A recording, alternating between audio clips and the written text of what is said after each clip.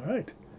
Good evening, everyone. My name's Doug Latimer. I'm a ski guide with the Alpine Club of Canada, and this is the last in the series of public talks for the fall, early winter.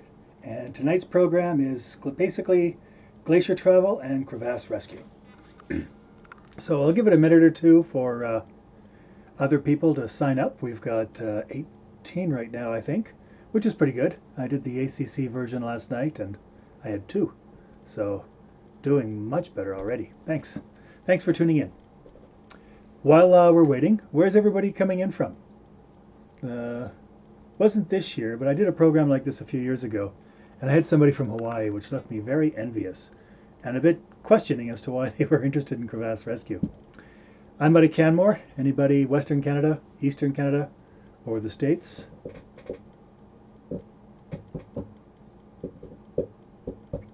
By the way, there's a delay with the live stream system, and it seems to be about 30 seconds in my direction.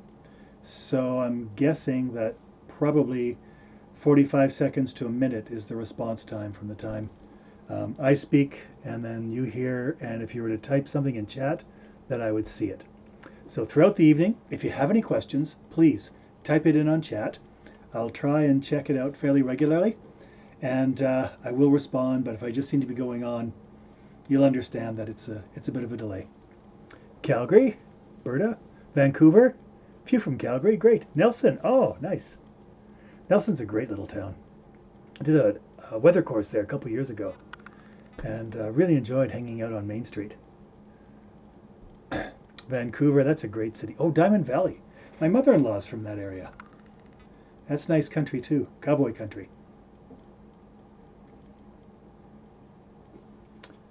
Okay. All right, folks. So I'm going to get started. Crow's Nest Pass. Oh, yeah, nice. I went to school in Lethbridge, and a couple of times I went out to Frank's Slide, just on the edge of Crow's Nest Pass, to try bouldering in the debris. And my spouse and I were down there for work not too long ago, a few years ago, and she really fell in love with the place too. They're all nice places. Okay. Anyways, let's get started. So let's do a little eye candy, shall we?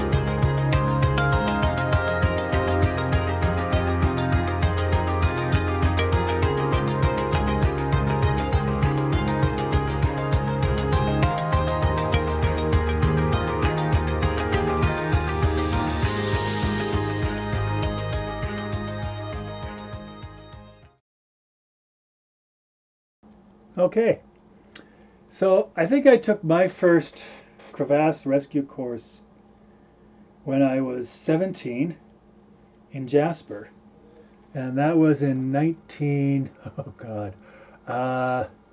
79.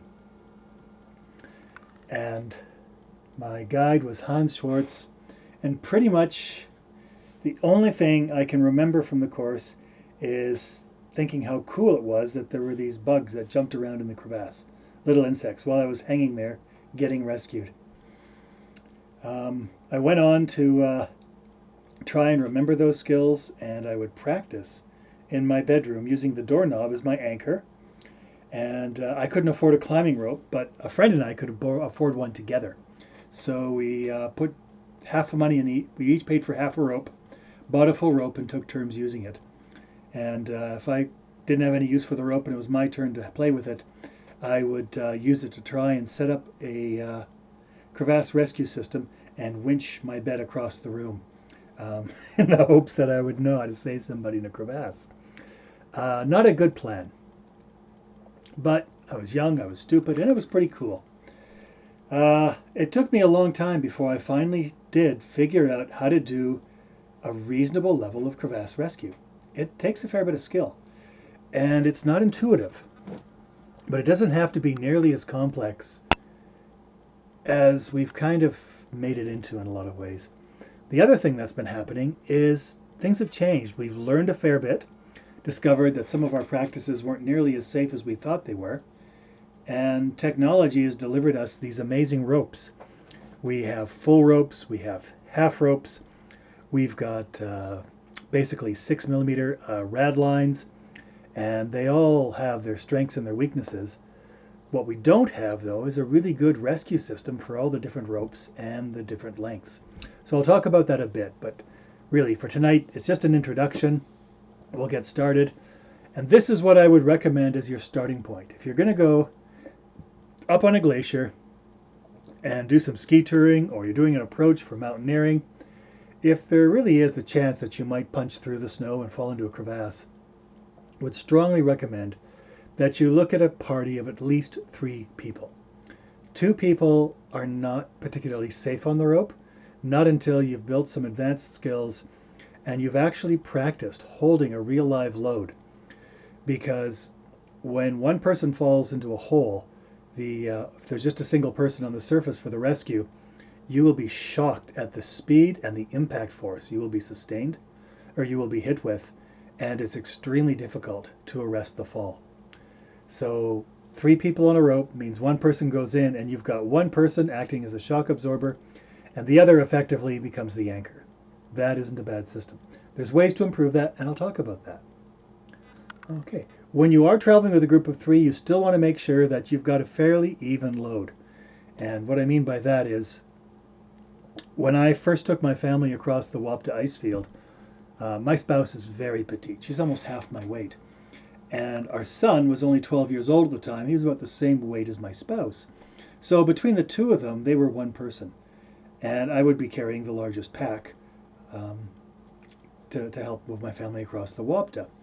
And if I had gone into a crevasse, I strongly suspect I would have taken them both with me. And so we called up 2 friends and we invited them to join us, and we went as a team of 5 on one rope. There is no way I can suck 4 people into a crevasse. So I worked with mass. You do need to consider that when you're traveling on a glacier. Who's going to hold this force, and what are they holding? Right. The other thing you want to do is, we've always sort of ballparked how much rope should you have between people. And we finally started to get an answer. If you're traveling in a group of 3 or more, if you're traveling in a group of 3, we recommend 12 meters. That's your starting point. It can be longer, probably shouldn't be shorter, because that gives the people on the surface enough time to arrest the fall, stop, and build a proper anchor. If you're a party of 2, we recommend a minimum of 15 meters. That way, the second has a lot more space to play with to try and bring the fall to a suitable arrest, and still have enough space on the surface to build a system to winch the victim out. So those are the minimums. If it's bigger terrain or the crevasses are huge, you may want to do more. But those are the minimums. Okay? So let's move up a little. Courtney, Crow's Nest Pass. Okay, cool. Okay, so first let's talk about the rope. So I mentioned this before, and the basic rope for all climbing, sort of the one size fits all, is sort of the 9.5 to 11 millimeter rope. 9.5 is a little on the small side, although, it can be used as a single rope. They're a little bit lighter, and for some reason they tend to cost more. The 10 to 11 millimeter ropes, those are pretty solid, durable climbing ropes. Yes, they're heavy, but you can use them for ice climbing. You can use them for general mountaineering. You can use them for glacier travel. You can use them for traditional or multi-pitch or big wall climbing. They really are a one-size-fits-all rope. And I strongly recommend you go with a 60-meter or longer rope. And the reason for that is a lot of the modern pitches are 60 meters if you're going to do multi-pitch climbing. And for crevasse rescue with a party of 3, a 60-meter rope allows you to do pretty much all the easy rescue systems. A 60-meter rope is also acceptable for 2-person rescue. It's a little tricky, but it's still possible. And I know this sounds kind of backwards, but you actually need more rope for a 2-person rope team to do a rescue than you do for a 3-person team. And the reason for that will become apparent a little ways down the road. I do have I think it's about a 10.5 or an 11 mil downstairs, and I use it for just going out and rock climbing with my friends. But I also have a pair of double ropes, which I used to use for alpine climbing and ice climbing, because basically if I chop one rope, I get a second chance. And the 2 ropes combined allow me lots of hard leader falls without severely damaging the rope. They're more durable over sharp edges. There's never been a case of 2 ropes being cut on a sharp edge. And if I need to retreat, the 2 ropes allows me to do full 60-meter rappels. So it's a nice system. And the 7 to the 8.5 millimeter rope, they work fine for glacier travel. Nothing wrong with them. You can use those, but remember, if you just buy a single one of those, you can't use it for much else. It's not really designed for climbing unless it's in a pair. And then finally we get those really thin 6 millimeter static line ropes, or hyperstatic they're called. Anyways, they're a rope that really doesn't stretch much, but they're incredibly thin and light. They're 6 millimeters in diameter, very, very strong. They're great for glacier travel because they weigh nothing. I'll throw one of those in my pack and I won't even know it's there for 5 days. Whereas when I throw on my 10 mil climbing rope, I'll notice that the second I lift my pack. It's heavy, it's cumbersome, but it works for everything. The problem with the hyperlights is they're very expensive. They're more than double the price of a regular climbing rope, and you cannot lead on them. Because they don't stretch, if the leader takes a fall, the second is basically going to, if they are able to lock the rope, you're going to shock load the system. And the amount of energy transmitted into the leader is pretty close to the same impact as if you just hit the ground. So it'll break your spine. They are limited. They're fantastic for setting up fixed lines and used for caving, but for mountaineering, they really are just limited for most purposes to glacier travel. So very specialized. I do have one with the ACC. They had a little extra money. They asked me if I wanted something, and I said yes. I want one of those really light ropes because I'm not getting any younger. And they bought me one. So I've been using it with the ACC, and I really enjoy it. Would I run out and buy one for myself? Not unless I was doing a lot more private guiding on glaciers, because they're expensive. So you choose. But those are the basics on the ropes. And the next thing that always comes into play is the knots.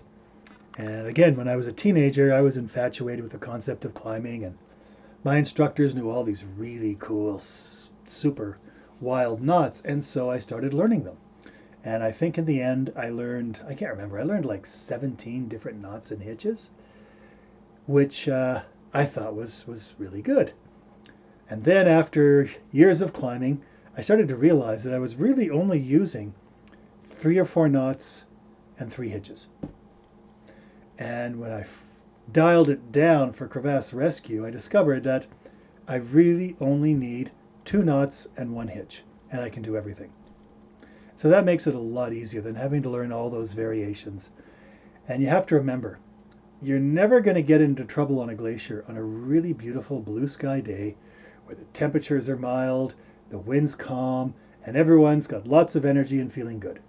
The only time things go sideways on a glacier is at the end of the trip. You're utterly exhausted, you're in a whiteout, the wind is blowing like you wouldn't believe, you're tired, you're frozen, you can't feel your toes, and then your partner walks off the edge and you're left hanging them. I'm speaking from experience. So you want to make sure that whatever systems you learn are really nice, clean, and simple. That way, if something goes wrong, you'll actually remember. There was an interesting study done, and I don't know who did it, but it was presented to a conference I was at by a former police officer who's now a consultant. And he was saying that what they discovered with firefighters, EMTs, policemen, all these professionals for emergency first response, is in a crisis, people do not rise to the occasion. They actually collapse. Under high stress, you collapse, and the best you can do is remember your base level of training. So, in my mind, I want to have a really good, simple base for crevasse rescue, So if it's a situation where we're pretty freaked out and tired and stressed, it'll still work. And so with that in mind, here's the 3 I recommend. Overhand on a bite. This is probably the very first notch you ever learned. Take a piece of rope, bend it. Okay? So that's a bite, and then you make a loop, feed it through the hole, tighten it up, and that's it. That's an overhand knot. It doesn't get any simpler. Now, some of you are going to say, well, that's not very strong, and I learned a figure 8, and well, what about the Alpine butterfly? And yes, they all work. But you have to remember, people who fall on a glacier into a crevasse, these are low energy falls. You don't need a high strength knot. They're not going to get really tight. Doesn't need to be a complex system. Just use a simple overhand on a bite. It meets all your needs for glacier travel. If you're getting into alpine climbing and you're looking at high impact force falls, no, it's not the right knot. But we're not. Keep it simple. Overhand knot is fine. The Alpine butterfly is fine, but you have to remember it. You have to remember it every time, and you have to be able to do it comfortably at 2 o'clock in the morning in the dark. The overhand knot I can do at 2 o'clock in the morning in the dark.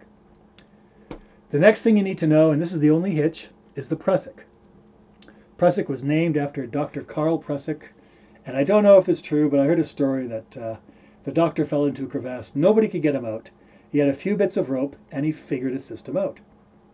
Now, the prusik is not the easiest knot to work with for glacier travel.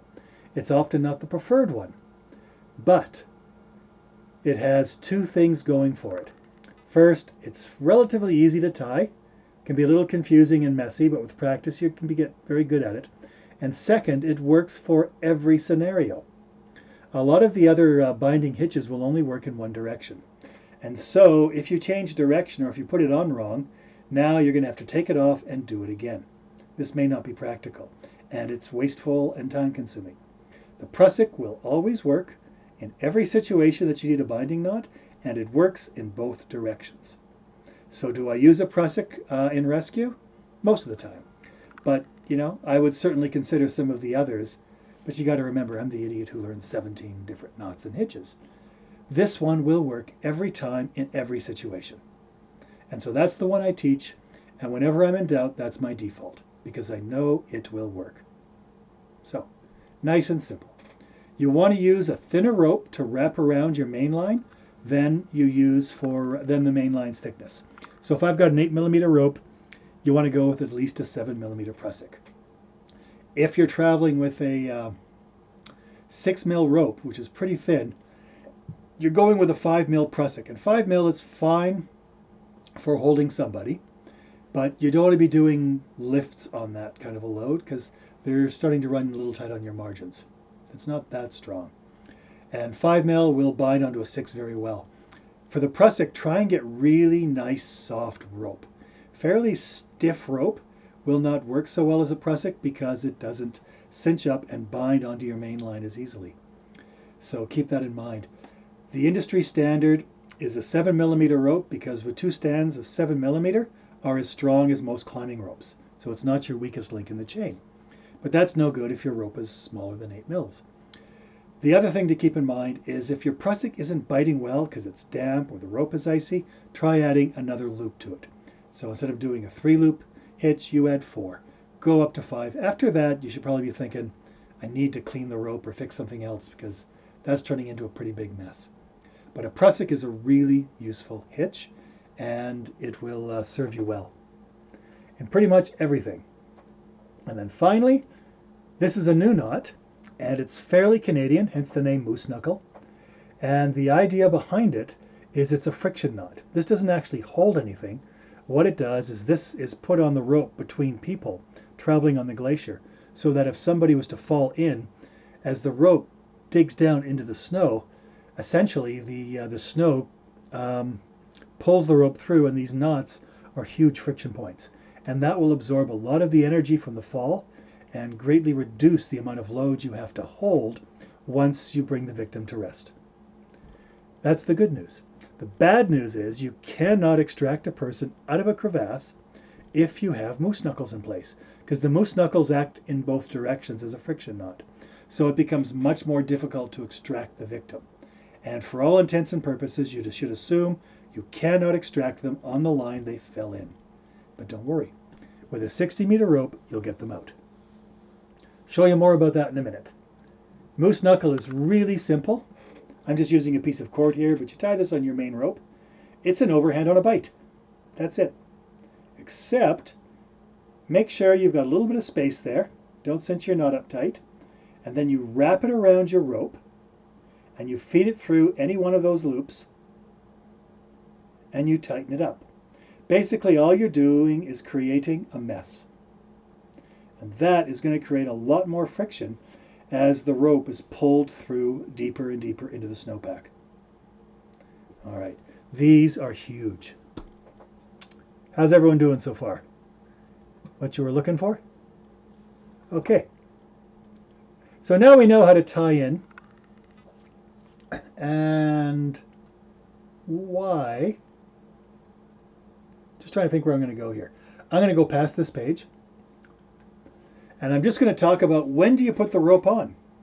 This isn't as easy a question as it might seem, because a lot of people will sort of think, well, do we really need the rope? Because as soon as you put the rope on, things tend to slow down a bit. You all have to move at the same pace. When you're making corners, you want to make them very broad and gentle, because otherwise a sharp corner creates a huge amount of slack, and if somebody was to fall in during that process, you run the risk of basically the victim generating a lot of velocity before the rest of the group can hold them, and they might actually get hurt. So putting the rope on is a challenge, and you're going to have to adjust how you move along on a glacier.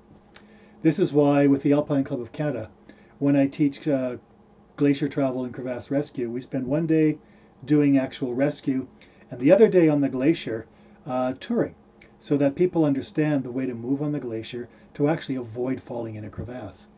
That's not something often taught on a crevasse rescue course, and yet I kind of think it's essential, because otherwise what you're doing is you're sort of teaching everyone first aid before they learn how to drive. And so we're not going to teach you how to drive safely, but if and when you do have a crash, you'll know how to wrap the person up and probably save their life if it's not too serious. And that just seems kind of backwards. So it's really important to understand when to put the rope on and how to move safely through the landscape. So that's half the course.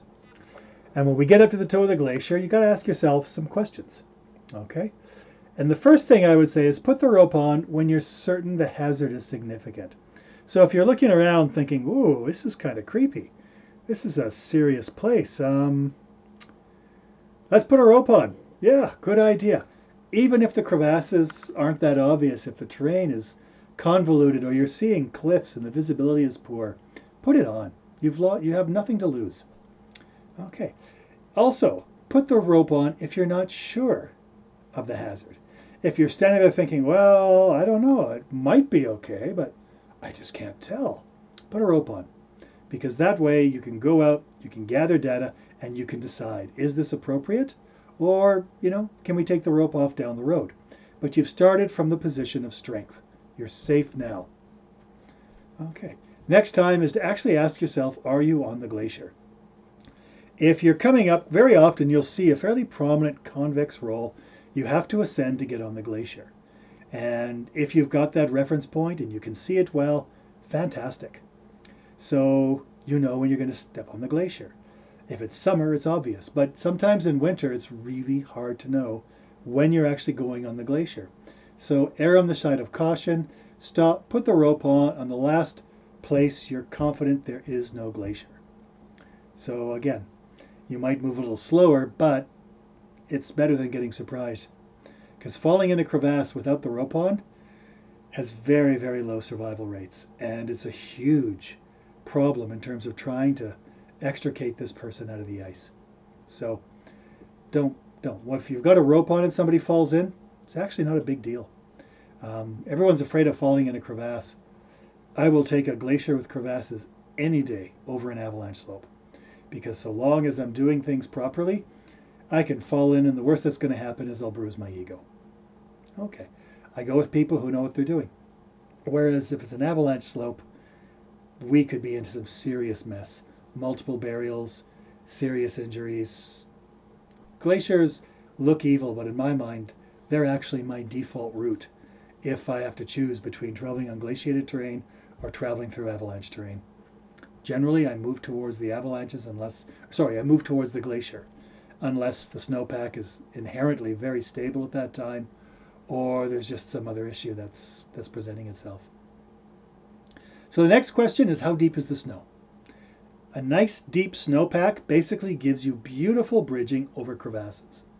Wearing skis or snowshoes also distributes your weight very nicely, and you need a fairly large crevasse to fall in if you're wearing skis. However, that doesn't mean it can't happen. So we say, as a general rule of thumb, you should be probing the snow, and you want to consistently see depths greater than about 2 meters. So if I'm on there and I don't know what the snow depth is because I haven't been there yet, what I'll do is I will put on the rope, we'll go out and I'll start probing. 2.5 meters, 3 meters, 2.6, 1.5. Ooh, that's a little thin. Okay. 2.8. Bury the probe. And after 30, 45 minutes of skiing through varied terrain, if I'm consistently getting depths of more than 2 meters, I'm not seeing any sags in the snow, so I need good visibility. I'm not seeing any crevasses nearby or distinct changes in the snow depths, then yeah, maybe I'll start to consider taking the rope off. But I start from the line of a position of strength and I take my time. Any doubt, keep the rope on. Lose the visibility, keep the rope on. So David's asking, does it make sense to put the rope on while skinning and take it off while skiing? That is the dream. You definitely want to ski downhill with your skins off and the rope off. And 95% of the time we can pull that off. But every once in a while, you can't. It's the same situation. If you have poor visibility, a shallow snowpack, and uncertainty, I hate to say this, but I would keep the rope on, and I'd probably keep the skins on too, because it slows me down. Because the hardest thing for the group to do is to control their speed. Usually we start, bunching up, and there's huge amounts of rope in between. So if somebody falls, they're going to pick up huge amounts of speed before the rope catches them. Going down is hard with a rope on. However, another thing I like to do, and I've done this on Mount Hector in the winter when I've guided up there a few times, is as I'm working my way up the slope, I'm actually sort of going up the way I want to come down. So I'm probing the snowpack, I'm checking for crevasses, and if I see some or I know where the concern is, I'll actually mark them in the snow. And that way, when I get to the top, or as far as we go on the mountain, when we're prepared for our descent, I've actually searched and probed an entire corridor coming up that mountain, and that's my descent route with all my hazards pre-marked. So I can take the rope off, and I'll either have the group ski close to me, or ski close to my tracks on one side or the other of me, or if I still have some uncertainty, I'll make a fairly wide ski down and tell them that they can ski inside my tracks all the way till we stop and regroup. So there's a lot of tricks you can use to give you the best odds to basically be able to ski down a peak, because we do want to go skiing. We want to have a great time. And I'll use my ascent as a way to measure the snowpack and get that information. But there are situations where you can't always do that, and then you do need to keep the rope on, and it's miserable, and you'll hate it, but it's safe. Sorry. That's why we do everything we can to avoid it. But you know what? If you're worried, keep the rope on. People have skied off things and fallen into crevasses. Guides have. Okay, so what are you seeing? If you've got good visibility, as I mentioned earlier, and you can see the landscape really well, your snow depths have been pretty solid, then maybe you can see the landscape well enough to say, yeah, I'll take the rope off. We got a winter, there's been lots of snow, the hazards are well buried, we haven't seen any issues, and I've got great visibility. Perfect. Which then leads to, what if you can't see? Put the rope on. Even if you're not that worried about a crevasse, sometimes I'll put the rope on just to keep my group together. If I've got some people in my group who aren't that strong or who tend to dawdle, they stop for a rest and then, I just got to get this out of my pack. It's always at the bottom of the pack. and then they got to put their pack back together, and oh, they forgot this other thing, and they're doing it again. In a whiteout, by the time they're finished with that and they're all dressed up, we're gone, and the wind may have actually um, the wind may have actually buried the tracks, and so they can't even follow your tracks to get to find the rest of the group. I'll put the rope on, and then I know we're all together. We can't get lost. And my sound quality is better this time. Great. Thanks. Good to hear. All right. Another thing to keep in mind is how well do you know the area. In the spring, some years, I've done 4 or 5 trips on the Wapta. And by trip 3 or trip 4, I feel like I've got it pretty much dialed. And I'm very comfortable traveling some areas with a rope and some areas without a rope, just because I've already probed them and explored them over 15 days at that point. So I have good local knowledge, but be careful, because that is a double-edged sword, and I've been caught in it. I had a group up, and I was taking them to the base of Mount Hable. And I'd had no issues with it in the previous year, and this was my first time. The next year, it's January, snowpack wasn't as deep, winds were blowing pretty good. We're going without a rope, and just out of habit, I probe every once in a while. And I probed one spot, and all of a sudden, thunk, I've got less than a meter of snow. And I probe a little farther ahead, and I've got a crevasse that I can't even see snow sag to match with it. And I just stopped there and thought, you idiot, it's a different year. Back up. So we all turned around, backed up to a nice safe distance where the snowpack was deeper. Then I put the rope on, and we continued. So be careful with local knowledge. Don't let it take you. Don't let it give you an unwarranted sense of confidence. And then finally, how do you feel? And this is an important question. And it's not just you, it's the group. If the group is uncomfortable, then you know what? Put the rope on. If you're feeling uncomfortable, put the rope on. You may have just, something's not quite right. You can't put it to words, or you just don't feel you've got the experience to make these decisions yet. Put on the rope. You've lost nothing, and you're safe. Then finally, there is a scenario where you can look at it and say, is it too dangerous to use a rope? And a good example of this is on the Columbia ice field. When you're skiing up the Athabasca Glacier, all the guidebooks tell you that you should basically go up Climber's Right along the edge of the glacier underneath this huge serac fall. Now, I've seen some years where the ice is calving every hour. Big blocks of ice dropping hundreds of meters and then shattering and running right across the basically the route to get up out of the ice field. It's terrifying. Okay, well, if you take the rope off, should one of those big blocks comes down and shatters and the ice spreads everywhere, people can run for their lives. Whereas with a rope on, you can't. People aren't going to be able to work all in the same direction at the same speed. Someone's going to trip and fall, and you're all pinned down and exposed to this. So maybe it's safer to go without the rope. All right, sounds good. Except that area is also pretty heavily crevassed. And much to my surprise, they're not entirely filled in. The only time my spouse has ever gone in a crevasse was right there.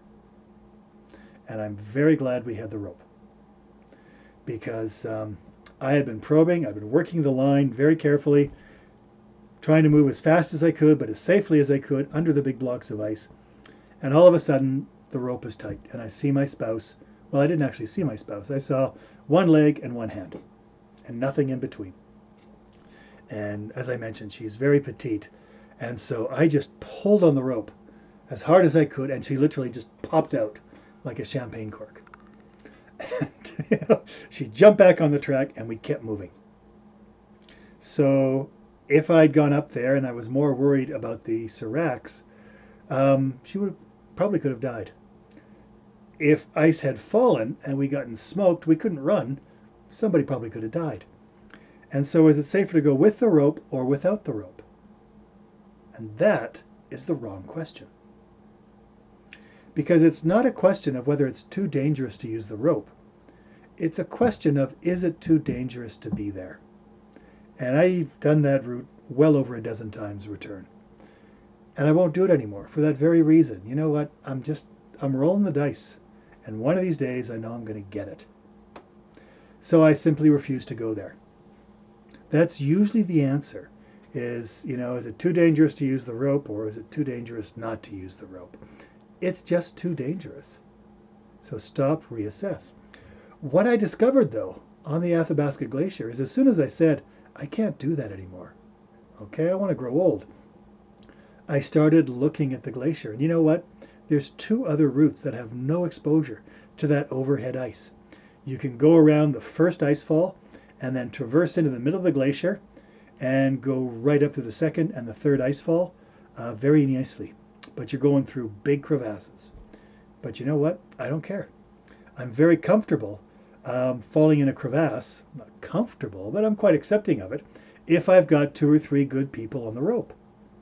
And we can spend an hour fishing me out if they need to. There's no overhead hazard when you're in the middle of the glacier. Same thing if you go far left. Far left is a little bit easier technically, but does have some overhead hazard. But it's less than 1/10 of the exposure of the standard route. So I still go up there, and I'll still use these other features. But there's just finally reached the point where it's like, well, this is just too much. I can't keep playing this game. So be careful. It's easy to get, to start overthinking. And then finally, anytime you're in doubt, put on the rope. There's nothing wrong with that. I've used the rope when I wasn't on a glacier, but I knew there were cliffs. And the visibility was so bad that I figured I'm probably going to walk right off the edge of the abyss before I know that I'm in trouble. So let's just have the rope on and my party can catch me. All right, so let's go for a walk in the white. This is the base of Mount Victoria, the back of Lake Louise. I'm sure you could tell by the view. So we have a party of 3. If you look closely, you'll see they've got moose knuckles tied between them. They put the rope on the rock before they're on the glacier. There's definitely uncertainty. We've got poor visibility, and you'll see shortly that the snow coverage is thinner variable. What was interesting is I didn't see any sags in the snow, but I know there's crevasses. The winds are strong enough that they've created wind slab that is completely hiding any sags, but there are slots. So yeah, definitely this is a situation you want to put a rope on. And go with a minimum of 3 people, 12 meters apart. And so as you're moving along the glacier, probe. Doesn't have to be every step, but get a sense of what the depth is, and also probe ahead. You may want to probe straight up and down to get a more accurate sense of the snow depth, but probing straight up and down doesn't actually make you any safer, because when you feel air under your feet, there's air under your feet. Probe forward so you can feel the air before it's under your feet. Sounds obvious, but you know what? I've seen it happen. And that's the idea. And as you move along, you gather more and more information. And if you're feeling good about it, you can probe less. If you're feeling worried about it, you keep probing regularly. But you gather information so you can make a reasonable decision. That's the key. Okay. All right, so let's get into some rescue. And the first thing you need to know about rescue is some of the techniques we used to teach no longer work. And this is why. So I'm going to switch you over to a video produced, I can't remember which country this is, I'm sorry. It's an Eastern European country that did some really interesting research on the effectiveness of a single person rescue in a crevasse. Here we go.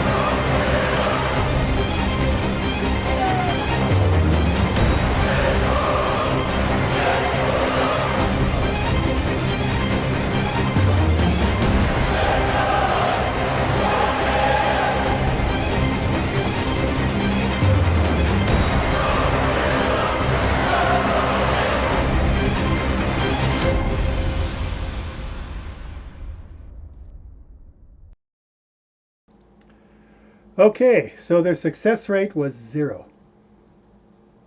That's a bit disturbing. In none of those tests were they able to actually hold a fall. And it still sends shivers down me. Let me show you a solution. This was developed in Europe, and the French have been studying it. They've come up with a pretty good system.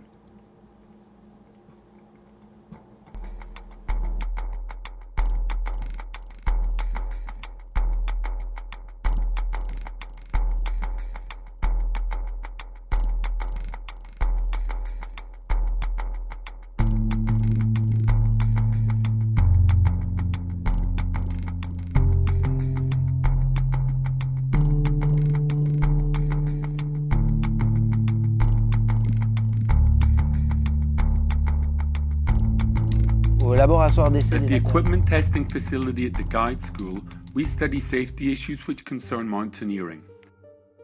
Some tests are too complex to be done in a testing center, such as studying how much force is generated during a crevasse fall, for example, because we'd have to take into consideration the friction of the rope running through the lip of the crevasse.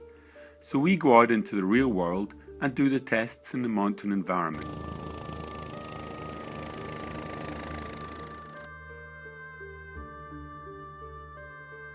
We decided to carry out these crevasse fall tests at the Col du Midi above Chamonix. We wanted to measure the effect knots in the rope would have on the mechanics of holding crevasse falls, and also the effect of the distance between each person on the rope.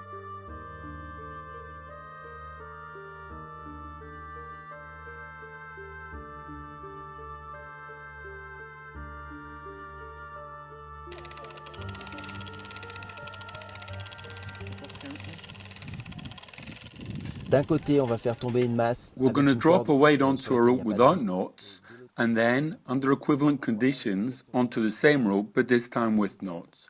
We're going to measure the force which would be exerted on the person holding the fall to see if there's a difference. Différence de force engendrée sur la personne qui retient la chute, selon qu'il y ait des nœuds ou qu'il n'y ait pas de nœuds. Test 23, 3, 2, 1, go! We designed this pulley system in order to replicate the action of the belayer who's sliding, being dragged forward by the person falling into the crevasse. It worked perfectly. On a essayé de simuler le fait qu'une personne We tried to simulate the action of someone who's struggling to hold a crevasse fall. We estimated they would have to counter a load of about 80 kilograms. We're able to replicate this sliding action with the same intensity each time, using a weight of 80 kilos over a distance of 4 meters.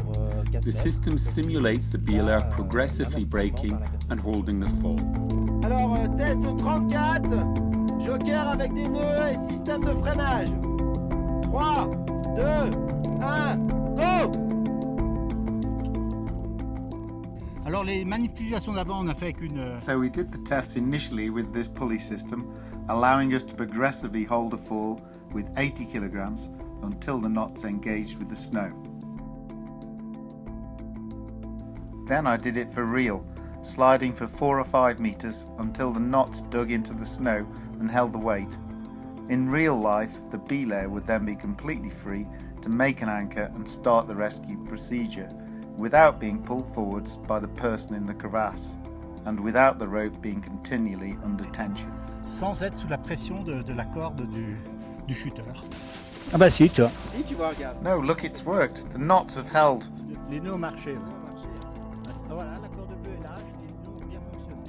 Et la corde l'autre. And the backup rope slacked too, so I wasn't held by that. So we successfully tested our system of simulating someone holding a crevasse fall. And of course we also tested the effect knots have on the difficulty of holding a fall, and they proved to be very effective.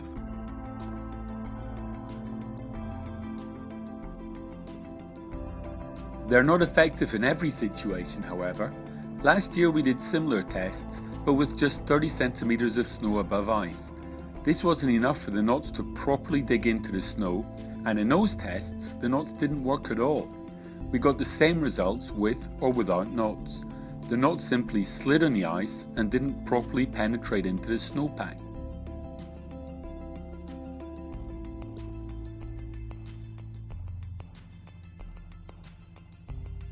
If the snow cover at the lip of the crevasse is a metre, metre and a half deep, then the knots are pulled deep into the snow and end up blocking the rope. Our tests validated the effectiveness of this technique, and we strongly recommend climbers use it. So the results of these tests with a single rope demonstrate that the knots were effective each and every time they were used. So I'm just going to interject here for a second. I've really tried to find a paper written on this research, and I've been unable to. If any of you find it, let me know. But it's quite interesting, because when you look at this, what I see is the difference between having moose knuckles on your rope and moose knuckles without. So your impact force is a little bit less, but not a lot less.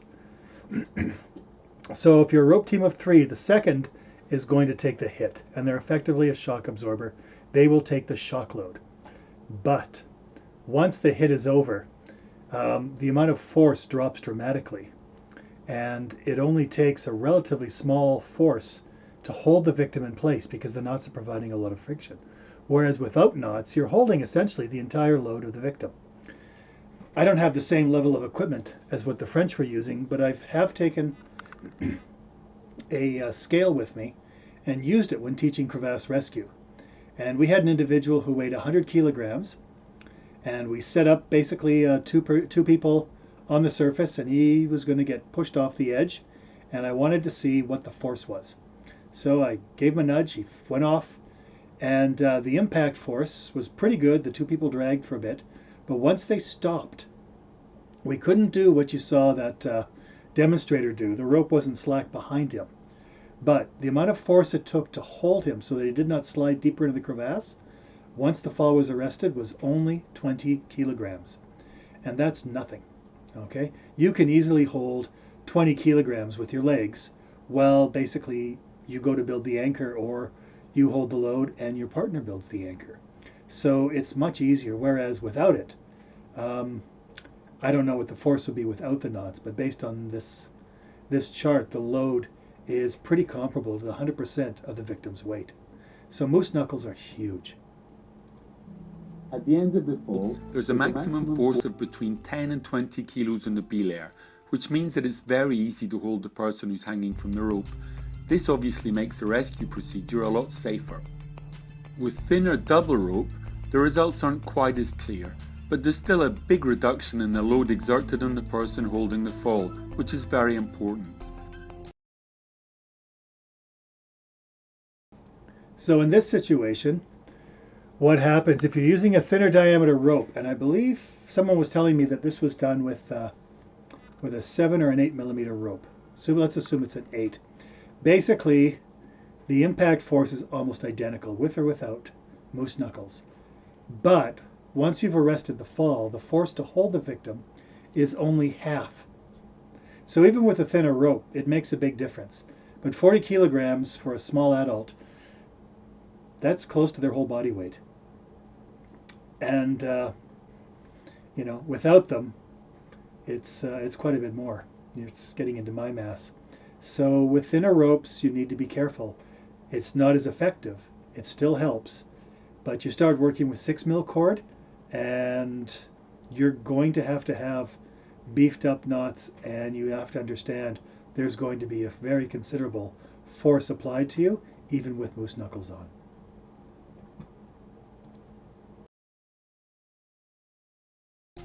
In the conditions we worked in, with thawing snow which was heavy and really quite dense, we strongly advise you to tie knots in the rope. The test showed that 3 knots were easily enough to reduce the load on the belayer. There's no point in tying more knots than this, as it will just use up a lot of rope.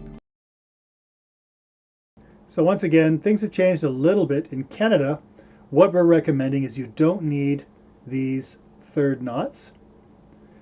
We actually recommend you put 1 knot right in the middle of the rope. This knot is 3 meters from the climber, and then another 2 meters out. 1 in the middle, 3 meters out, and then 2 meters. You don't need this one.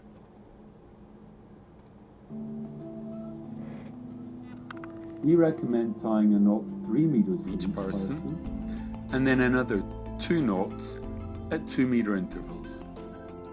We tested several different brake knots. Brake knots should be big and bulky so that they brake effectively as they get pulled into the snow. They should also use as little rope as possible. Some knots cause the rope sheath to tear when loaded with a force of 6 kilonewtons. So you start by making a classic figure of 8 knot with a loop which is big enough to go between these two ends and back through the hole.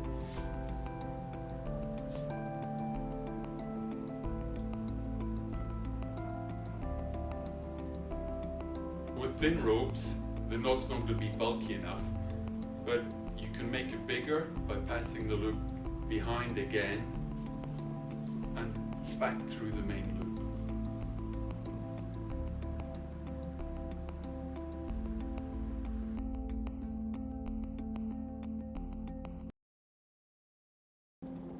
Okay, so that's the concept behind the moose knuckles. We aren't doing exactly the same way as the French are doing it, but it's very similar. And as I said, it's been a really effective system. So this is a good technique to work on. And especially if you're thinking of traveling in a group of 2, you want moose knuckles. You definitely want that advantage. For a group of 3, we recommend them. As soon as you get to a group of 4 or more, you don't need them. There's more than enough people on the surface that it's easy to hold the victim. Also, you're not constrained by that 12-meter limitation. Whoops. Yeah, problem with YouTube. And the other thing is yeah, with larger groups, you can shorten your distances. You don't need the moose knuckles, and you don't need to break down the rope in quite the same way. Okay. So this is the basic equipment you need for crevasse rescue. It'll probably take a little bit more, but the bare minimum is to have 1 triple action carabiner, 2 locking carabiners, an ice screw, and 2 5-meter long 7mm prusik cords or cords. There's some flexibility here. Now, there's only 2 carabiners that are rated for human use for glacier travel. And they have to be a carabiner that has a triple action locking mechanism, not a screw gate. And it also has to have basically, it has to have that rope guard on it. So this is one of them. And the other one I think is made by Crevasse, and it has 2 opposing gates on it. When you open them up, they close. And it has a locking point for the rope. And the reason those are the only 2 that are approved is because there was a situation where somebody fell into a crevasse on a single locking carabiner, and they cross-loaded it. Somehow they managed to cross-load it, and the gate failed, in which produced basically the rope escaping, and the person fell to their death. Not good. So the triple actions basically hold the rope in place so that it cannot cross-load, and these gates are stronger. So that's the basis behind them.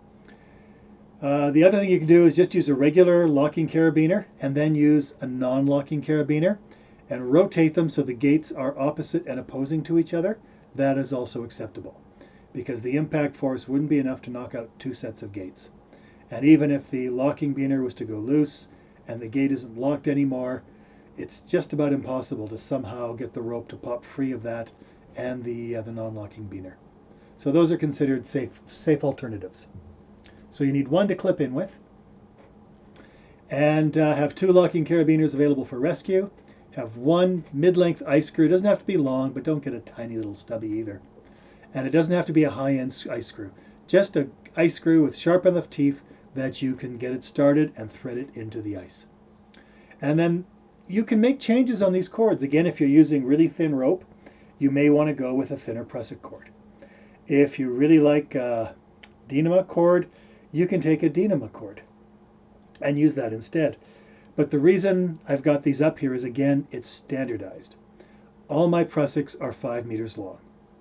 And so at 2 o'clock in the morning, when I'm absolutely exhausted and stuck on a climb and desperately want to go home, and I'm just about to, finish the last pitch and walk off this thing and then ski home or whatever, I reach behind me, I pull out a prusik, I know exactly what it is.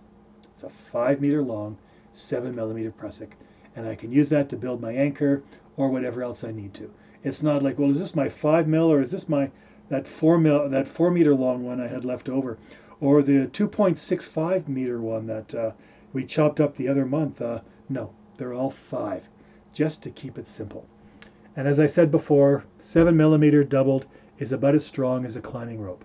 So you can use it for anchors. You can use it for basically high-load safety systems if you double it up. If you want to go with a cord or something else, go right ahead. This is just sort of the recommended minimum standard. And I do generally carry these because I know exactly what I'm getting when I grab them. So that's your basics, but you can take a little more. Maybe take along a couple more Prussics or a couple more non-locker carabiners if you'd like. You'll see why in a few minutes. If you want to take a pulley along, they are very useful, but they're not essential. And you might want to take just a little more cord. It's your call, but this is the bare minimum. If everybody in the team has this, of those 3 people, you can get somebody out. Okay. So when it happens, you've been doing everything carefully, but it's been a long day. You've been probing. The snowpack felt pretty good, but not perfect, so you kept the rope on just in case. It's getting dark, the light's getting flat, and all of a sudden, whoops, poof, somebody falls in. Bummer, dude. Okay. First thing you got to do is arrest the fall. Then you build the anchor. Then you transfer the load from the people holding the weight to the anchor. And then the third person on the team is free to now assess the situation and determine the next steps. What will be your course of action? And number 5, we're going to assume that you're going to look at this thing and say, oh, we better winch him out, because that's sort of the most complicated option. And you do the extrication. Okay. Simple enough. Okay, I'll talk through this twice. The first time we'll give you a good rundown, and the second time I've got a video for it. So if you're the victim, you can't arrest the fall. You've just fallen through the snow, and by the time you realize you're going for a ride, it's over. That's the good news. Is you're going to go, whoa, and all of a sudden, hey, it really works. Cool. Oh, that wasn't so bad. Okay, that's it. If you're the second, it's going to be like, wah, whack, and you're basically, knocked over and dragged through the snow. Or if you're little and they're big, you're launched in the air, and then you face plant in the snow and you become a brake. Lots of fun. If you're the third, you're going to hear the first scream, then you'll hear the second scream, and then the rope's going to get tight. But you're not going to have anywhere near that kind of a hit, and you can probably just lean back or stumble a step or two from the launch forward and then take the weight. Bring the rope up tight, hang on, and you are going to hold the weight. And remember, with the moose knuckles in, it's not so bad. So now, basically, you get into a sitting position, or you get into some sort of an anchoring position where your skis are across the direction of the fall, and you're holding the weight. And make sure you're comfortable, because you're going to be there for a little while. Then, you got to build an anchor. And this is the job of the second, because right now, the third, or the person at the end of the rope, is your anchor. And so the victim is just swinging in there thinking, okay, well, I wonder if they can hold me. And if you're really not sure that the people above can hold you, because it's a fairly steep down slope, you've got a big pack on and they're substantially smaller than you, you might be thinking, I need a backup. So you pull out your ice screw, you raise it up, no higher than about shoulder height, get it into the ice fast, just clip a carabiner onto it, take your prusik, measure the length out, and thread it through, or put another carabiner on, clip it onto your harness. So now, if the people on the surface slip or slowly slide down, that ice screw will hold your weight, and you have a backup anchor in place. So that's really useful, okay? Because it's happened. In fact, I know of a case where it happened, and the victim saved his life and his rescuer's life by putting in the anchor faster than the guy on the surface was sliding down. So do it. Okay, so that's what the victim does. If you're and then as soon as you've got that ice screw in, then basically you can make yourself comfortable. Take a carabiner, clip it on the pole, or on the rope, sorry, and put your ski straps on there so your hands are free.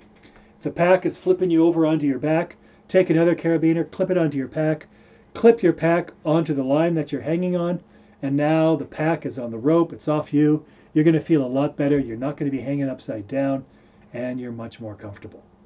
This is also a good time to open your pack and very carefully pull out some extra clothes so you don't get too cold. Settle in, because you're going to be there for 15-20 minutes. Excellent. So, second. The second basically is able to take their skis off, and then they'll measure a T-slot, build the anchor with your skis. That's your biggest and your strongest anchor that we carry with us. You dig down a slot, I'll show you this in the video, then you secure a sling to it, bury it, make sure that the rope coming out is on a gentle angle, so the rope is pulling the skis into the snowpack and not up and out. And pack it in, make sure it's nice and strong. I'll show you that in a second. The third just kind of sits there and holds the load. While that's going on, they can get their probe out because they're going to need it. They can take a prusik, attach it to the rope that they're holding the victim with, and then basically they just measure enough rope to tie it into their harness, and they can always reach the prusik when it's fully extended. That's as long as you want the loop. So that's it. Maybe get your shovel together, but that's what you're doing. Then, the victim's now having a snooze. The second, by contrast, is transferring the load. So once the anchor is built, you've got a cord sticking out of the snow, and you've tied it off with an overhand on a bight or the overhand on the end of the rope. And basically, you put a prusik onto the rope towards the victim. You measure it to your anchor, tie it off, take a locking carabiner, a big one, and connect it to your anchor. Slide the prusik up. Tell the third to step forward, and it transfers the load. If the anchor doesn't hold, then both of you are still in position to hold the victim without any speed being picked up. If the anchor does hold, then you're in a good position to move on to the next step. So, the second now sits down, and they can put on an extra layer of clothes or have a quick snack. The third then begins to prusik up towards the second. That's why you put the prusik on the rope. You self-belay and you probe as you go along so you don't fall in a crevasse, because the last thing you need are two people in right now. So you slowly work your way up to the second. The prusik is perfect. And as you go along, you're going to hit moose knuckles. Take the moose knuckles out.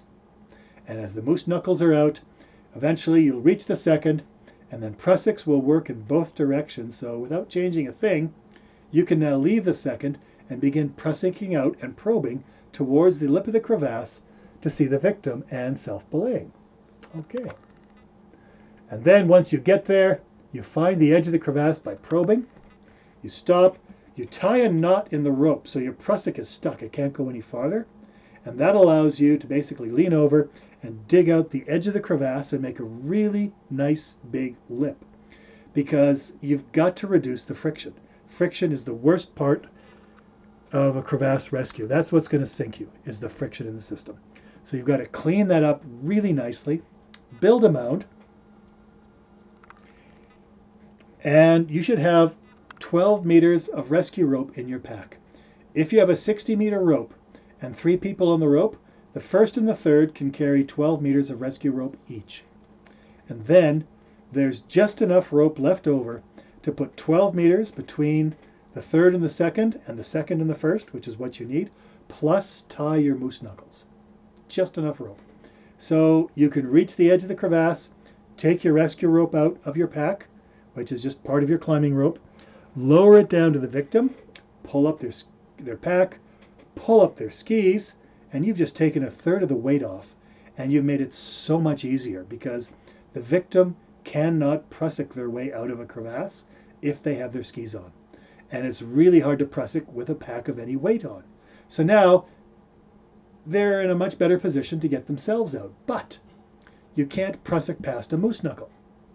So prusiking doesn't work in the same way it did before. You could prusik up to the first moose knuckle, and then tie an overhand knot below the moose knuckle, clip in, hang on to that, take your prusiks off, put them above that knot, and do it again. But remember, your rope is cut into the edge of that crevasse, and that snow is extremely difficult to get past. I've attempted this 4 times. I've succeeded twice. So you got about a 50-50 chance of being able to prusik out of a crevasse in real life. That's my reference. And chances are, when you look at the time it's going to take to get past the moose knuckles, it's not well.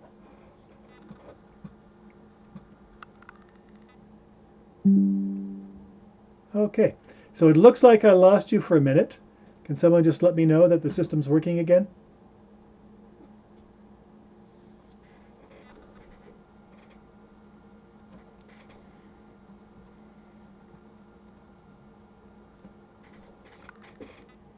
Okay, let's see. It looks like I'm okay.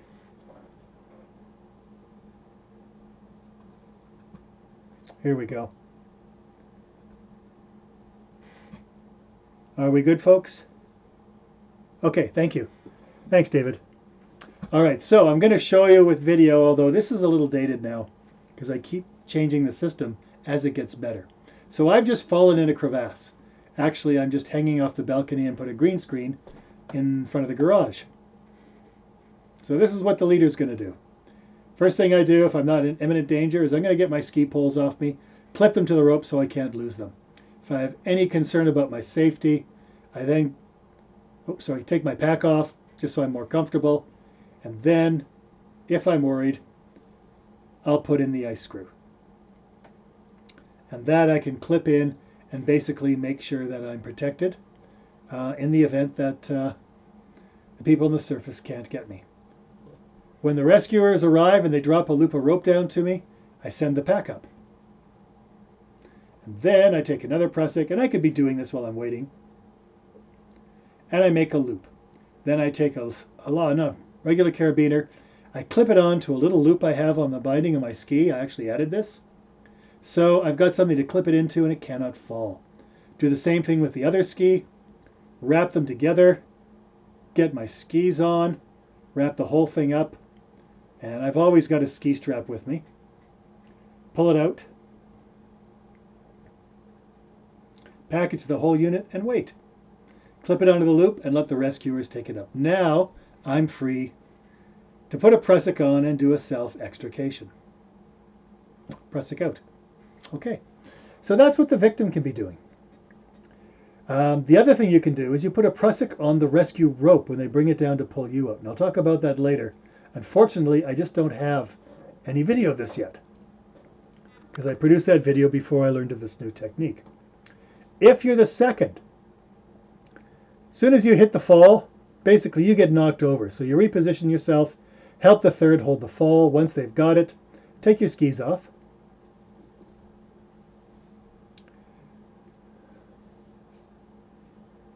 And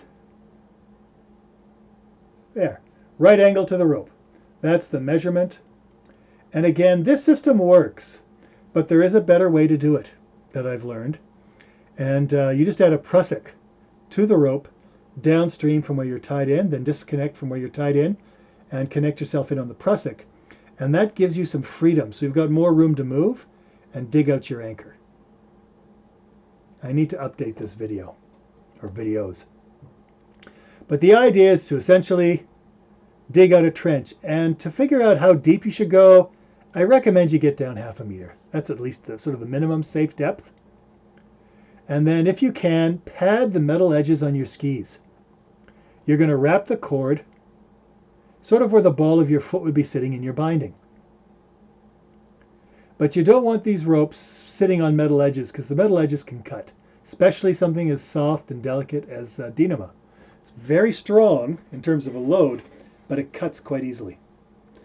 No knots, nothing fancy, just wrap it a couple of times around the skis. Make sure they're face against the sidewall for maximum surface area. And the snow that they're buried in should be 1-finger snow.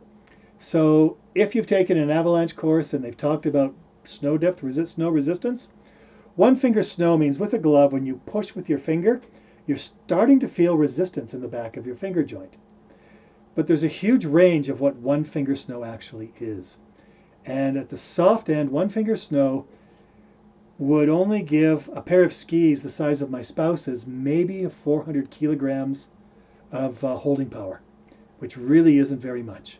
once you start using winches and multiplying loads, you're actually in danger of blowing your system out. So go for stiffer snow. Snow that's a stiff one finger will probably be stronger than the skis and or your rope. So stiff one finger is a good density. Then you take that cord, you tie an anchor point on the end, and we call that the master point. And that is building the anchor. And then you put a prusik downstream towards the victim. 3 wraps, 4 if you don't think it's going to hold.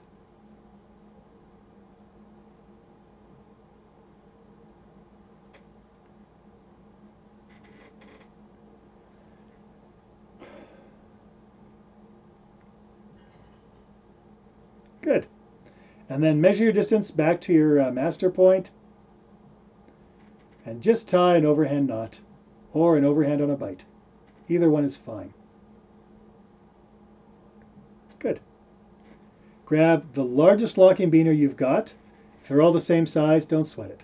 But this is where other carabiners might be clicking into your anchor, so having a big carabiner just makes it a little easier. And then clip that into your master point on the anchor and lock the carabiner. Once that carabiner is locked, you never open that gate again until you're finished with the rescue. So then you have the third person start walking towards the second, and you transfer the load. So the prusik catches and it holds. Then you have the third walk towards the second a little bit more, 1 or 2 paces, and you tie an overhand knot. Yep, an overhand. There you go. And with that, you take another locking carabiner, because you have 2, put it on, and you clip it into your master point. And this is because you don't trust a life with a single prusik. But now, if that prusik slips or fails, the victim can only fall maybe 50 centimeters, half a meter, before basically the main line catches it. So now you're safe. Good. And then we look at it from the third position. Okay. So this is what the third person does. As soon as the fall happens, they basically hold the load. And while they're waiting, they can put a prusik on their harness, on the rope, and connect it to their harness. So far, so good. They got lots of time because they're just the anchor holding everything in place, but they will become very valuable shortly. Once you have 3 wraps, to save carabiners, just put one end of the prusik through your harness loop. Make it pretty tight. You want that prusik close to you. In the highly unlikely event you were to fall into a crevasse, you got to reach that prusik to be able to work with it. So make sure it's not far away. Make it tight, and then pull out your prusik. And if you want, you can pull out your pull out your probe. Pull out your probe, and then if you want, you can get your shovel ready as well. And you start probing, and then you step forward to release the load as soon as the second tells you to do the transfer, the load transfer. So you're tense, then you move up a bit, and as soon as you know that that's okay, great. Now you untie the moose knuckle, and you prusik and probe your way to the second. Make sure you know that it's safe. You cannot afford to have anybody else fall into a crevasse. Good. So they'll have about 4 knots to untie.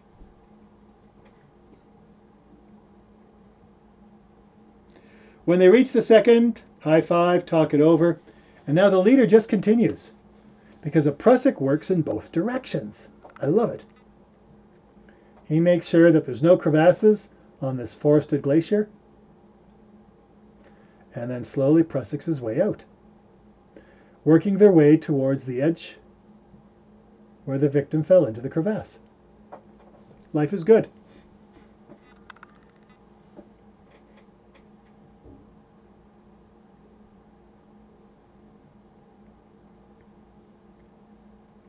So once the leader gets to the edge, so you're at the lip of the crevasse, You've got to probe and figure out where the crevasse starts and the glacier ends.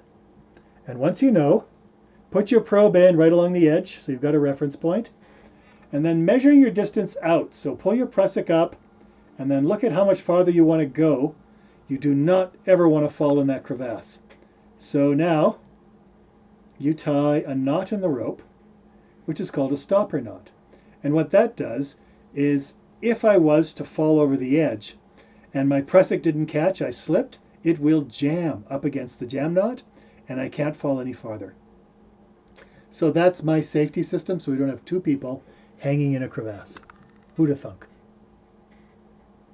And now, you shovel that lip out, because you've got to reduce the friction. And when you shovel it out, pile the snow up behind the lip of the crevasse onto a mound. And if you can build a nice mound, you can get the ropes above most of the snow, and that is an incredibly powerful advantage in terms of reducing friction and making it a lot easier to get your victim out. To avoid the ropes cutting into the snow and producing too much friction, you can put your pack on top. If you have really solid, dense snow, you can actually pack it down and put your ski poles on top, and they'll work like a roller. It's pretty cool, but it's got to be solid snow. Then you take the extra rope out of your pack and you throw it over the edge. And the 12 meters that you acquired from the moving to the second, from third to second, and the 12 meters you had in your pack, you have more than enough to bring a drop loop down to the victim.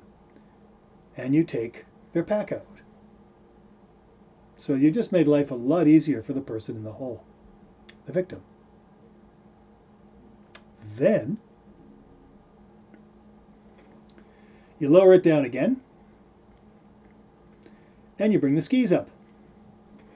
And once the skis are up, the victim has a lot more latitude in what they can do to get themselves out. I do not have video of this technique, so I can only describe it. You see the rope I'm pulling on? If the victim puts a prusik on that other rope in that loop, not in the main line that they fell down, but the rescue rope that you've lowered them, only one side of the loop is pulled up and the other is static. If they put a rope, a prusik, on the static line, then what they can do is they can basically use that to step into and stand up. So the victim is actually raising themselves in the crevasse, and the rescuers just pull up the slack on the other side of the rope, of the loop, tie it off, and then the person sits on the loop, slides their prusik up, and stands up again. And they essentially walk themselves out of the crevasse. And that is the ticket. But unfortunately, I hadn't learned that system yet, because it's not widely used, but it's brilliant. Either way, when you get back to the second, you put a prusik on the open end of your rescue rope, or just tie it into the system with an overhand knot. But you still need the prusik, because what's going to happen is you pull up the slack, and then two people heave, and they slide. And they heave.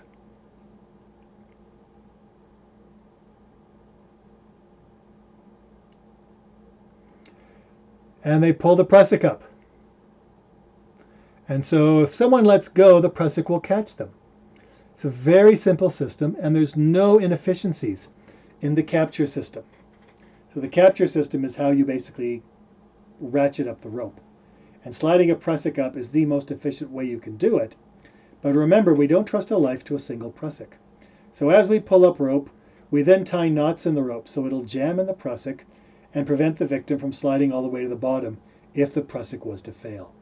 And the system is closed, so in a worst case scenario, they would just slide back down to where they were in the beginning. So that just gives you margins. You can screw up and no one's going to die. That's a very comforting thought when you're fairly stressed out.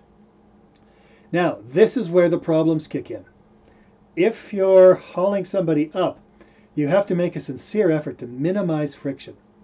And the way you minimize friction is by keeping the rope out of the snow. And that's why you built that mound up. And it makes a big difference, but it's not a solution. Because the drop loop creates a 2-to-1 mechanical advantage, which means if we throw an 80 kilogram person down that hole and I weighed the person, they were 80 kilograms with their gear, then you should need about 40 kilograms to haul them out. But if you don't clean up your system and take care of the edges, the friction is enormous. And I was teaching a course and I let the students, they'd missed the prepping the edge properly. And so when they were set up, I put a scale on and we measured how much force it took to haul that person out of the crevasse. They were an 80 kilogram person, but we required 120 kilograms of force to pull them out. In theory, we should have needed 40. The friction was so bad that they were actually 40 kilograms heavier than if we just tried to do a straight lift. So the friction was enormous. We then took the system apart, properly prepped the edges, put the pack and all the other, put the pack on top of a mound, and then set it up. And the person, as they hauled them out, was 60 kilograms. So instead of being an 80 kilogram person who with a 2-to-1 mechanical advantage should take 40 kilograms of force to winch out, we had brought them down from an 80 kilogram person to a 60 kilogram person, which means for two people, that's 30 kilos each, which is heavy, but possible. And that's why those two were struggling, is because they were each trying to haul 30 kilograms to get this person up. If the victim takes their prusik cord and puts it on the static side of that drop loop, and they stand up, then the two rescuers don't have to apply any force. They just pull up the slack, suck up the prusik, and then the rescuer sits down back on the loop, slides the prusik up, stands up, the rope is slack, the rescuers pull the rope back, and the victim sees the rope come up, then just sits down, lifts their foot, slides the prusik up, and this is on the rescue rope, so there's no moose knuckles, and the rescuers are doing next to nothing to get the victim out. If you were a party of two, the rescuer could get the victim out with a simple 2-to-1 mechanical advantage and not have to pull any more than 10 to 15 kilograms just to deal with sort of the drag in the snow as they brought the rope up. I need to get some video to show this more clearly, but that is the answer. That's the easiest way to get somebody out of a crevasse, whether you're a party of 1, 2, 3, 4, or 5. It's very clean, it's very simple. And if anybody is interested, I desperately want to try and get up sometime in the next few weeks or month or two and film all this so that I've got a nice clean video to show of the entire process, because it is the answer. Any questions? Okay. Well, while I'm waiting for you to write down your questions and look at them, and me to look at them, I'm going to just give you a little video. And this is kind of a useful video to understand where to look for crevasses when you're traveling on a glacier. A friend of mine, I guess he just recently retired, was doing guided walks on the Athabasca Glacier since the mid-'80s, early '80s actually.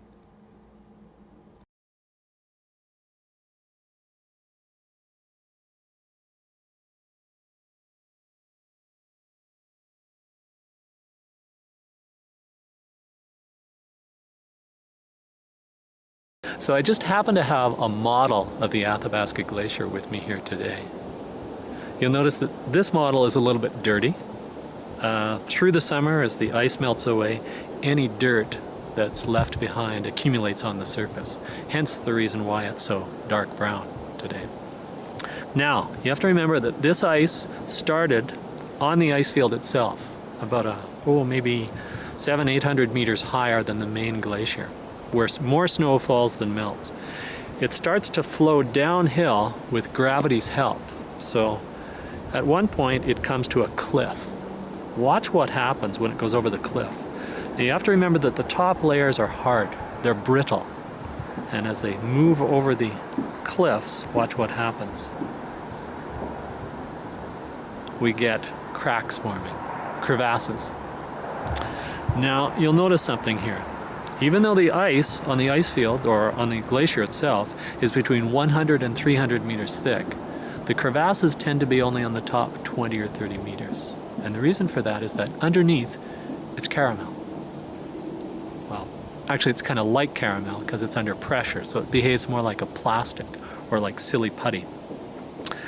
Now, if you get a bulge, a bump or something, where the ice is flowing down and stretching in all directions over the ice, over the bump, then you're going to end up with a very broken up surface like this. See these blocks? We call those seracs. Now a serac tends to be quite unstable, and if you're climbing, those are good places to avoid because they can collapse unexpectedly. The lower part of the glacier, by contrast, is fairly flat and everything tends to get squeezed shut. So even though the ice flowed through the ice falls, on the lower section it's really quite smooth. You have to remember too that the upper layers melt away, leaving behind a fairly smooth surface. So there you go. It starts out up high, it moves through the ice falls, down low, and eventually it gets down to the toe of the glacier. So what do you think happens down there where it's really warm? It melts. Kind of like, So that's candy bar glaciology.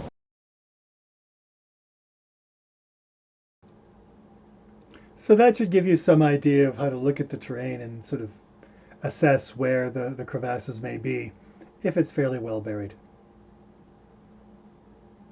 Okay.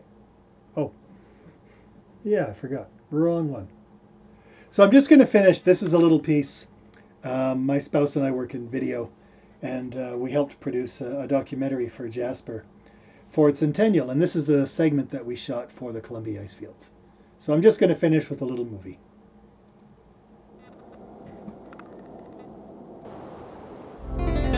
Geologically speaking, few natural forces can alter a landscape more dramatically or rapidly than a glacier. Millions have visited the Athabasca Glacier, but few realize that it is a tiny fraction of the entire Columbia ice field.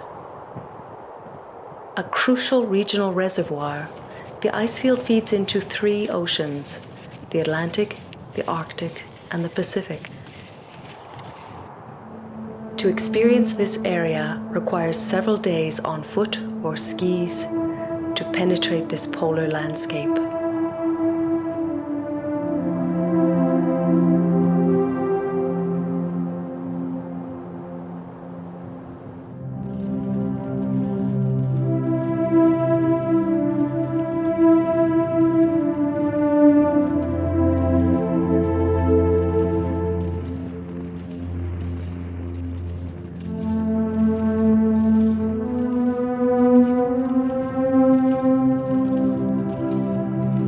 Covering over 60 square miles and surrounded by massive peaks, including the highest peak in Alberta, Mount Columbia. The ice field is a reminder of the great ice sheets that once buried Canada and the northern United States.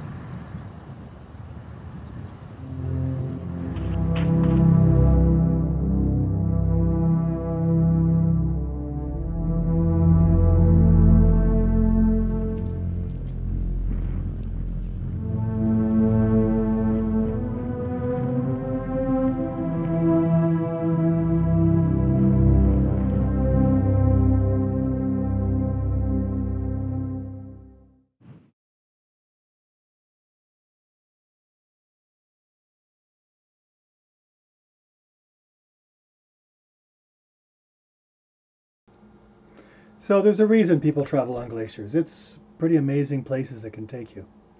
There's a question, how did the early explorers in the early 1900s make out? Lots of accounts where they report hauling them out minimal gear, hemp ropes, and muscle. Yeah, you know, the first recorded crevasse rescue in Canada, might even be North America, was on the Wapta ice field. And I believe it was 1898. It was the same year that the first ascent of Mount Lefroy was done. The Americans who had been involved in the fatality with Philip Abbott came back, and they'd hired a guide which they brought in from Europe, Peter Sarbuck. And Peter Sarbuck guided them to the top of Lefroy. And along with the Americans, they brought some British climbers that included Norman Woolley, Herman Colley, and Hugh Studfield. And those three retained the services of Peter Sarbuck for the rest of the summer, and they went north. Ultimately, they went as far as actually what's on the screen here, the Athabasca Glacier, and they made the first ascent of Mount Athabasca. From the top of Mount Athabasca, they could see Mount Columbia, which, if you know anything about our early mountaineering history, they thought initially that Columbia was the fabled Mount Brown and Mount Hooker, the two highest known peaks in North America. Turns out the altitude calculations were wrong. Brown and Hooker are just 10 and 9,000 feet. They're not that high at all. But there was a big search to find them because at the time they thought they were the highest peaks of the continent.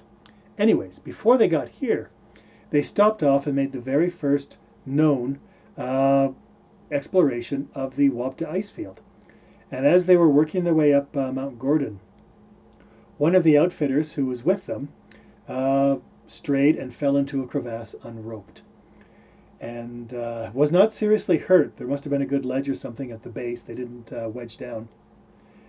And they lowered Norman Colley down to reach this man, tie the rope onto him, and winch him out. And their decision to use Colley was based on Norman Colley being the lightest man in the group and the only one who wasn't married. So those were their criteria, and they sent Colley down. They got the other guy out, and then they hauled Colley out. And I think you may be right. It may have been just a group of men hauling to bring the two of them out. So that's I believe, the first one in Canada, possibly the first in North America. All right. So thanks, folks. That's everything I have. I'll hang on for a couple of minutes. If you have any questions, be happy to answer them. Otherwise, thanks for joining me. This is the end of the series, and hopefully we're able to continue this. We'd like to be able to do a program with more guides than just myself, and bring it into the spring, and then next fall have some other little more diverse topics. Hopefully I can bring in some of the people I work with, some of the search and rescue technicians, or people who are really considered experts in the avalanche industry, and other professions as well. So if you have any suggestions, let me know, but also please keep in mind, keep your eyes open. We'll try and do this again next spring. And yeah, thanks, Stephen.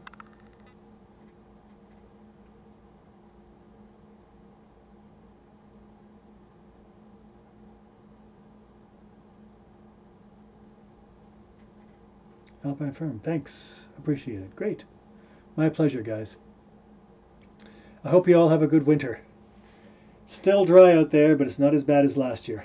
It's certainly looking better in the Columbias and the Rockies. It's just not looking great, but it's not hideous.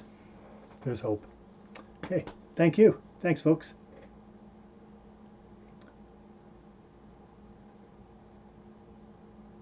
All right.